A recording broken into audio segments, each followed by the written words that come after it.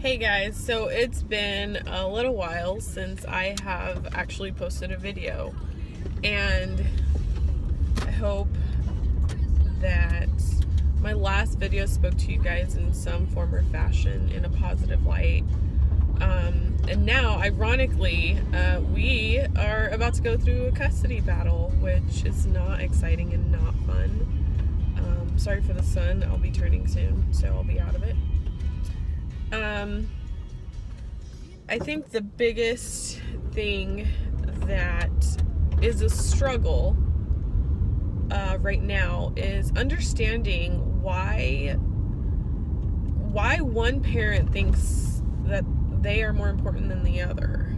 So, when divorce happens, to be really honest, the child doesn't belong with one parent more than the other. If you're dealing with a pretty clean situation. So, right now we are dealing with our girls being told that they are going to be staying at mom's, even on dad's weeks, and dad only gets them on the weekends. So it's really hard because after about an hour of the youngest being over, maybe 30 minutes, I'd say 30 minutes, she was really upset. She started crying, and I said, "What's wrong?" And she breaks down and cries, and for several reasons. I'm not going to say everything that was said. One, because we're going to go through a custody battle, and I'm pretty sure at some point all this will be in court, and that's not my goal. It's not the point. The point is there's somebody out there going through this somewhere, and I'm hoping that it can help you rethink your approach.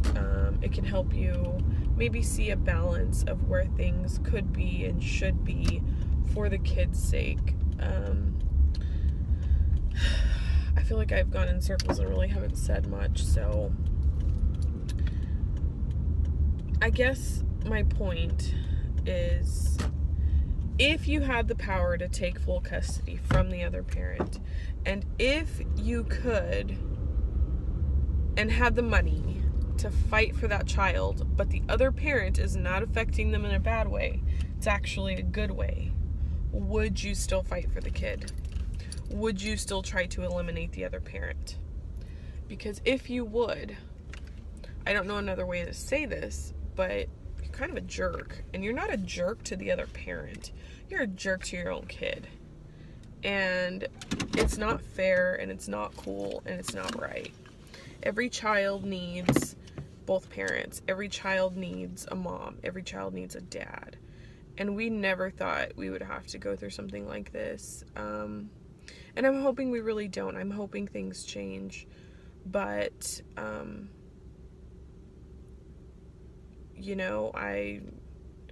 I really hope that if there's a mom out there and the dad's really not a POS, that you rethink your approach of saying, yeah, they're better with me. Because in reality, they're not. Your child doesn't fully develop correctly and like they're supposed to and at their best self. If you think about this just psychologically, they don't develop their best self without one parent there.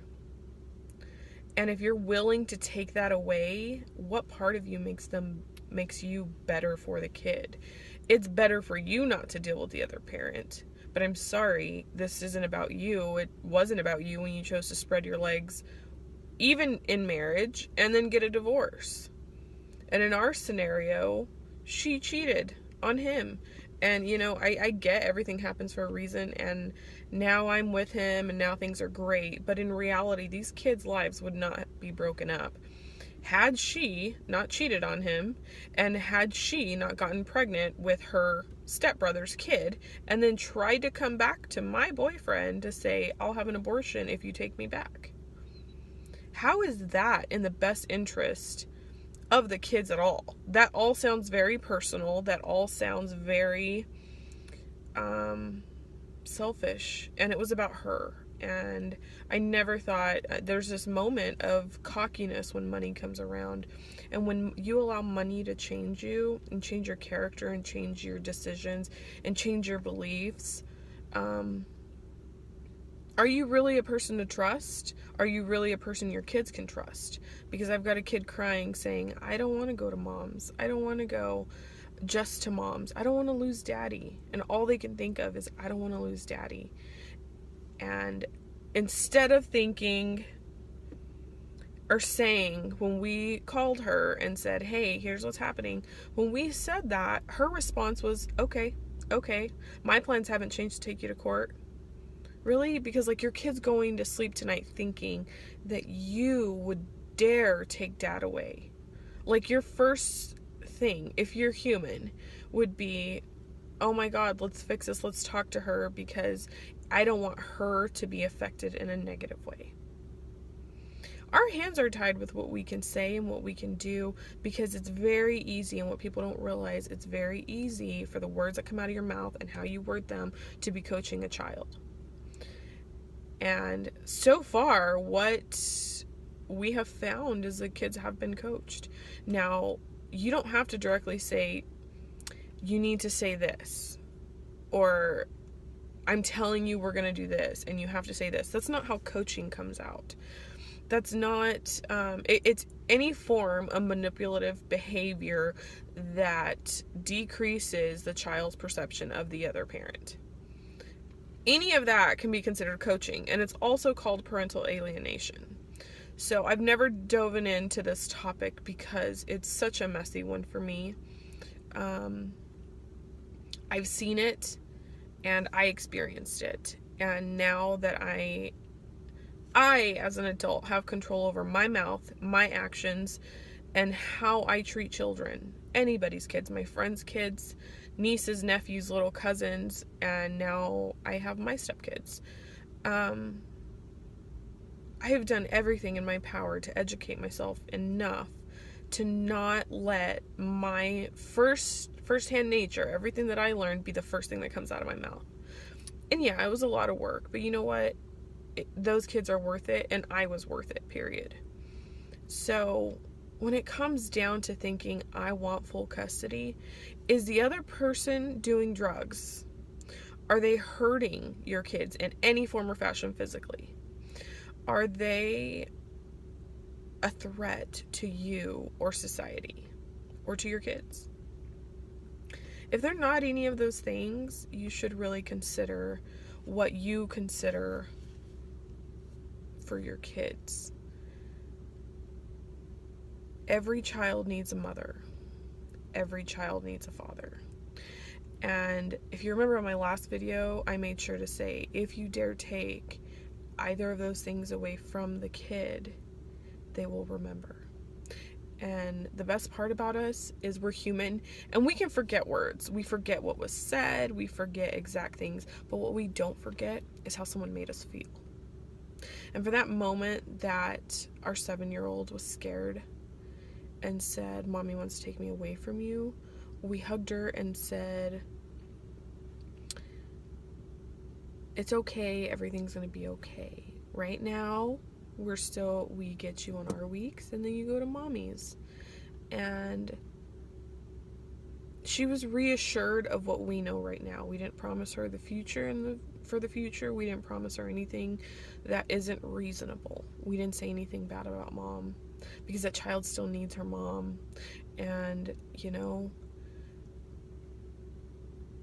even with her mom acting like an ass, there's still no reason for anyone to badmouth her in front of the kids. And it's not even happening, which is even better, because this kid knows we want her to have her mommy. So if she decides to ever cut her mom out, or decide, you know what, Mom, you're not healthy for me, or that wasn't healthy for me at all, that will be solely her decision. And whatever she wants, I will always encourage her, give her a chance. I personally have experienced hell with my mom, and we still have somewhat of a relationship, and I will always leave that door open, because there's a level of my mother that is healthy for me. Now there is a degree of my mother that is not. And knowing my own boundaries and knowing that I can stand my ground and people have to respect me and I don't have to tolerate hurt and pain is where I find my self-confidence, and where it helps me develop who I am, and even just being as a normal person, a human being in this world. So while we do our best, and I really pray that this situation goes away, just consider, are you taking him to court because you have money now? Or are you actually interested in the kid's best interest? Because their best interest is to know their father. And as awful as that sounds, their father doesn't have to be perfect. I'll say this, my father, not perfect by any means, and not a healthy person for me to be around right here and right now. But when I met him at the age of 19, I at least know his face. If he passes me on the street, I at least know who he is. I know where I came from. And I have siblings, and I got to meet them. And now that I know those things, I am so much more sure of myself as a woman, as a girl, as who I want to be my partner. And what I will say is, who I picked in men dramatically changed. So if these kids get taken away from a father, then who do they become? Is it even fair? Because there's that hole in their life that they'll always have, and it's not fair. So I'll leave you guys with this. Say a prayer for me. Please subscribe. I don't know that I'm shy anymore about talking about this stuff. So please tell me if you have situations, if you have anything that you want to share, and I'm happy to talk about it and understand your situation and ask questions to see if anybody else has feedback. Have a good Tuesday, guys. Bye.